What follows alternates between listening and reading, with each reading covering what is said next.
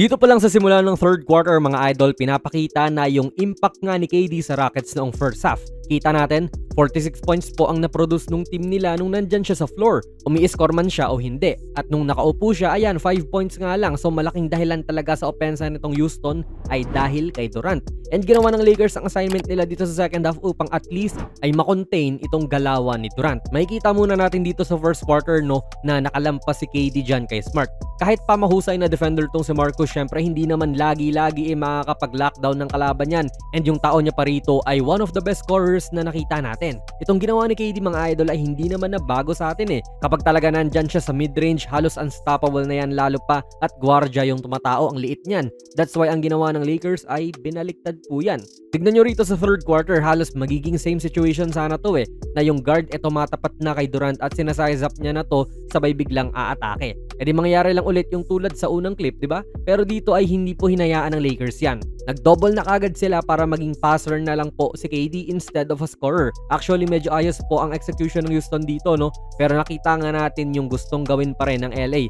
Gusto nila i-trap si KD talaga. Sa reload, inangatan muli ni Ayton yan para hindi na to umatake.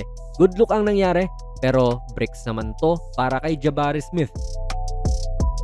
Manood ng live na laro sa basketball sa 1x Sports, gamitin ang ating code na JONASPB. Scan nyo lang po ang ating QR code. Makikita muli natin mga idol, kahit walang screen pa ang naging plano nga ng LA dito sa second half ay i-double nila si KD or at least pakitaan nila to ng extrang defender kasi rito hindi ko pa masabing double team to. Lumapit pa lang si LeBron dyan at hindi pa nga actually within arm's length kay KD pero ginive up na kagad po ni KD yung bola sa kampi niya. Sabay itong si Jabari Smith ay hindi rin aware na may size advantage siya kontra kay Luke. And even ito ay pinaghandaan na ng LA kasi abangis na si Smart dyan sa posibleng ang pandikdik ni Smith sa loob. Kaso hindi niya yun ginawa. Naging kick out na lang to kay Şengün mga idol na isang below average na shooter sa labas. Actually hindi pa nga nakakashoot yan ng tres ngayong serye.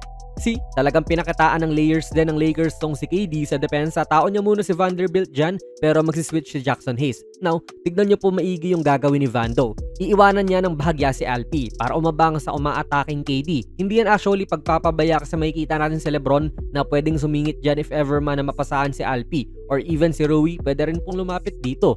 So tulong-tulong talaga sila sa kanilang team defense, hindi lang kay KD talaga. At mas hirap siya ngayon pumunta sa sweet spot niya sa mid-range as compared noong first half nga. Nung nakapasok si KD, balik si Vanderbilt dyan pero maganda ang timing niya sa jumper ni Durant. Makeable po ang tira na ito mga idol. Pero kita naman din nating damang-dama ni KD yung pag-adjust ng Lakers sa kanilang depensa. Para sa akin, itong Houston din kasi ay masyadong naging KD-centric. Gusto nila lagi si KD ang gagawa ng play, mapascore man yan o siya yung mamamasa. Hindi naman din po masama yun mga idol pero kasi mas predictable kayo on offense. Katulad dito na hinaharas na ni Rui si KD at hindi siya makawala sa depensa nito even nung pinasa kay Okogie si KD ang hanap niya. Binalik kay Amen, si KD pa rin po yung hanap. Nakaturo pa nga si Okogie na doon ipasa eh. Believer ako dito kay Thompson mga idol and feel ko kaya naman niyang umatake dyan kahit si Smart pa yung kalaban. Mahusay na defender nga po si Smart pero mabilis naman din kasi si Amen sabay athletic pa. Pero pilit talaga nilang binibigay kay KD na talagang ginawa ng game plan itong LA. Though good defense naman ang pinakita ni Marcus din, tinapatan lang niya to at nawala na lang ng control si KD sa bola. And yan nga, kahit na mismatch to ay we-welcome ng Lakers yan kasi i-double naman nila si KD para hindi siya umatake. Naging game plan na to ng Lakers kahit nung regular season pa mga idol. Pero effective pa rin yan at ebidensya yung 9 turnovers po ni Durant. Pwede rin tong source ng adjustment sa Houston Idol at sa tingin ko ay mag-a-adjust din sila accordingly sa Game 3. And even dito sa crunch time idol ay umeepekto yung depensa ng LA na iwan si Smart at sinalo naman siya ni Rui. Pero siguro naisip na rin talaga ni KD na hindi siya patitirahin itong LA sa midrange at kita naman natin na even Hayes ay sumasabay din dyan. So pinasa na lang ni KD sa huling segundo kung saan abangis na si Marcus. Actually ginagawa naman na nila to kahit noong first quarter pa lang idol. Second half lang syempre yung pinakita natin kasi dun din damang-dama yung ginawa ng LA. At makikita natin sa mga coaches nitong Lakers na ito ay plano talaga nila. At the moment, single coverage lang po si Rui kay AD. One-on-one lang at probably makukuk si Rui sa matchup na ito. Then tignan niyo po itong si Coach Greg St. John at si Coach Scott Brooks na siyang dating head coach ni KD sa OKC for a long time. Kilala na niya yung laro nito at mukhang sinasabihan nila si Ayton na pumunta na doon kay KD para mag-double. Mukha kasing may tendency si KD na hindi inaatake itong double at yan nga give up niya kagad yung bola. Good defense na sana sa LA to, muntik nang maagaw ni Hachimura yan. So makikita nga natin yung konsepto ng depensa nitong LA. Sadyang naka-offensive board lang si Okogie rito. So yan po mga idol ang nakasusulasok na depensa nitong LA kay Kevin Durant.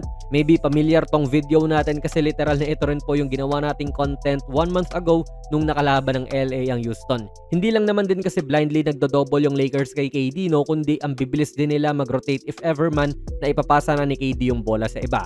Ang susi syempre ay pigilan ng head of the snake, si KD ngayon, pero hindi lang syempre natatapos doon ang depensa. Need mo pa rin intindihin ang iba at naging sapat po yung recovery ng Lakers para hindi sila malusutan ng Rockets. Honestly idol, nakagugulat talaga to na kahit ako Lakers fan, up 2-0 na yung Lakers. Pero heto na tayo, mukhang na-outcoach po ni Redick si Udoka, though mahabang serye pa naman ito idol. Kahit ano ay pwede pang mangyari. Kaya ano po ang masasabi nyo sa video natin ngayon, ilagay nyo lang po ang inyong mga komento sa ating comment section. Birthday din ni Madam mga idol, so happy birthday be. Batiin nyo siya mga idol, thank you. Kung nagustuhan nyo po ang ating video ay pakipindot na lang idol ng like button, mag-subscribe ka na rin sa ating channel. And ako nga pala si Jonas PB and as always, hanggang sa muli.